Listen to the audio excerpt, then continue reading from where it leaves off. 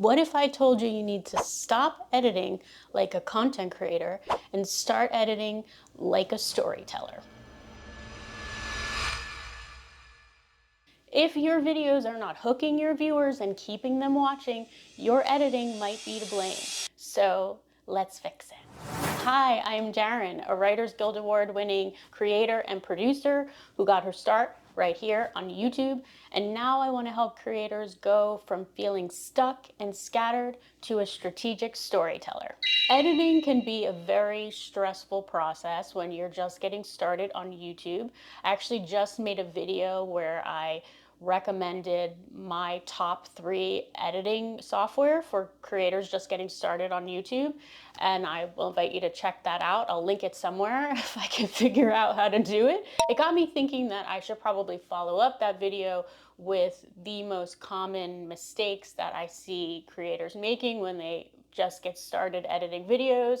I say mistakes very lightly and loosely because I have made every single one of these mistakes, some of them recently, but we can only keep learning, right?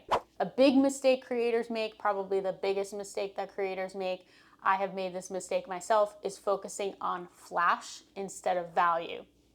And usually if you are a beginner editor, your flash that you think is really making you look more professional often is making you look more amateur. And I say that with love because I have absolutely 100% done that. If you look at the first videos I posted, I was using a lot of effects and transitions and all different things because I thought the videos looked more professional, and they didn't. So what makes a video feel professional is that you know what you're talking about, that you've prepared for the video, and that you have a story structure in place that gets to the point quickly and leaves them feeling like they got some sort of transformation at the end of your video. And that is based on YouTube's own findings. They did a report probably about 6 months ago, maybe a little bit more, called What We Watch. I think it was called What We Watch. Why We Watch. Sorry.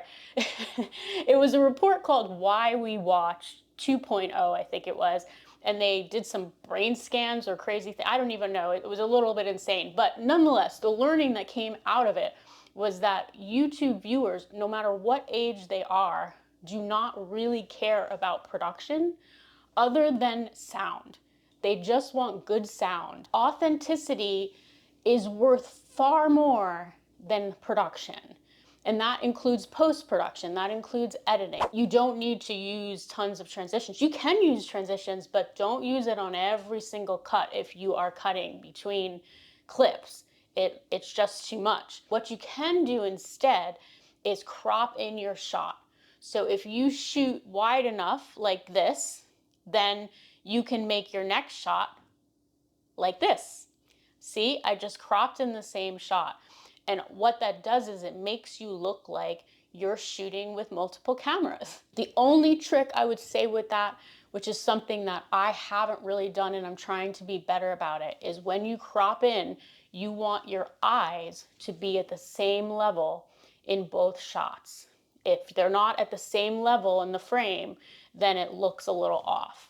And I have not been great about doing that. Some of it has been laziness, and it's something that I really want to pay more attention to. Again, if you go back and look at my videos, you're going to see like my eyes jump around the screen. So you want to make sure that you're cropping in and out and you're keeping your eye level the same even when you crop in. One big mistake is mixing your background music too loud. And raise your hand if you have done that. Yes, I've done that so many times. It's actually embarrassing how many times I've done it. No, it's not embarrassing. You only get better by learning, right? And I definitely have done that probably recently. I will pop up on the screen what decibel level you want to mix everything at on your videos, because a lot of times creators will have the music up too loud and then you can't hear your voice. So it's really, really important if you're going to use background music, which can add something to your video for sure, that you're mixing it correctly. Another big mistake comes down to the planning. It comes down to the storytelling, and that is not having a narrative through line. meaning you're kind of talking all over the place because you haven't figured out your video structure. The video structure that I recommend is the hook, heart, help, hero model. Yes, all H's, cute, I know. If you haven't seen the video yet where I break down that video structure, I will link it in my description so you can check it out. On a similar note, and this again goes back to the storytelling and the planning, is that if you haven't planned to emotionally hook the viewer, when you go to edit it, you got really nothing to work with. And if people don't feel that emotional connection, either because you haven't laid stakes, like you haven't hooked them with something provocative, or you haven't hooked them with something that affects them emotionally, then they're probably not going to watch the rest of the video that you spent all this time editing. So that's really, really important, and it's something that you cannot correct in editing if you didn't film it in the first place. And the most powerful tool that you have is your backstory. And that is why I created a free backstory builder. It is a workbook with 5 simple questions that you can ask yourself in order to come up with a compelling backstory. It's free, and I will pop the link in my description. Another mistake that creators make, and I think they're making it more and more because a lot of creators are relying on AI tools, is cutting out too much of the realness, too much of the humanity. Because there are AI tools that will cut out the ums and the ahs and the breaks and the awkwardness, and then it just doesn't seem like an actual human. And there's a lot of AI creators emerging, so it's more and more important that if you're a human, that you seem human. So you want to take some of it out because it slows your pace down, but you also want to keep some of it in because it is what makes you seem like an actual human being as opposed to an AI generated creator. On the other hand, the other mistake that beginner editors can make is just not editing enough. You know, there is an appeal to very low effort editing, very minimalist editing. There is an appeal to that, but for some people, you need to edit a little bit because humans are humans. When you're talking, sometimes you kind of veer off the path a little bit.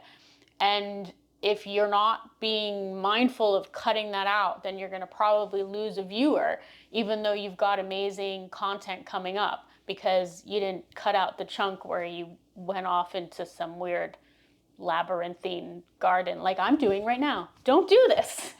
If you're trying to hide a jump cut, there are ways to do that.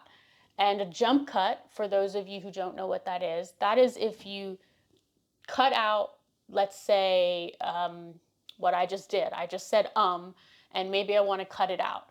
Or maybe I have a bad take and I want to cut out the bad take and keep the next part. Well, it's going to be a jump cut from the first part of the video to the next part because you cut out something in between. And in a movie, you don't want a jump cut. In a TV show, you don't want a jump cut. On YouTube, people are sort of forgiving of a jump cut because that's kind of the style. But the way to mask a jump cut is you add a transition or you crop in the next shot so it seems like you filmed it from another camera. Or the other option is that you add B-roll. A great example of this approach very recently is a video that Midlife by Marv just released. It's a fantastic video. I'll pop a thumbnail up on the screen if I haven't done it already. And she uses a lot of B-roll in that video, and it's really beautiful. And the B-roll is of herself, and it was a very emotional and thoughtful video, and that B-roll really captures that. So, but that being said, I can imagine that was a beast to edit. And Marv, you could comment below because I probably not just the beast to edit, it was probably a beast to shoot as well. So it is definitely a higher effort production, but it looks really, really beautiful, and it is a great way to hide any jump cuts. Another big mistake is not having a YouTube cliffhanger at the end of your video. A YouTube cliffhanger is a term that I think I made up. I don't know. I hadn't heard it before I said it.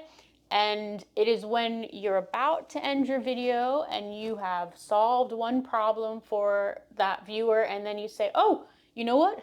You actually have another problem. And this video that's gonna pop up on the screen, you use an end screen. Then when you're editing, you leave space on your screen, or what I do is I actually minimize me in the screen. So I pop myself up in the top corner, and then I put the end screen box on the lower left-hand corner. And so I'm able to pop up on the screen the video that I think that they should check out next.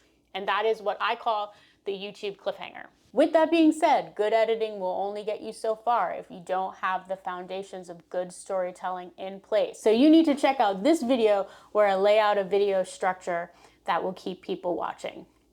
And with that, keep creating and keep thinking like a showrunner.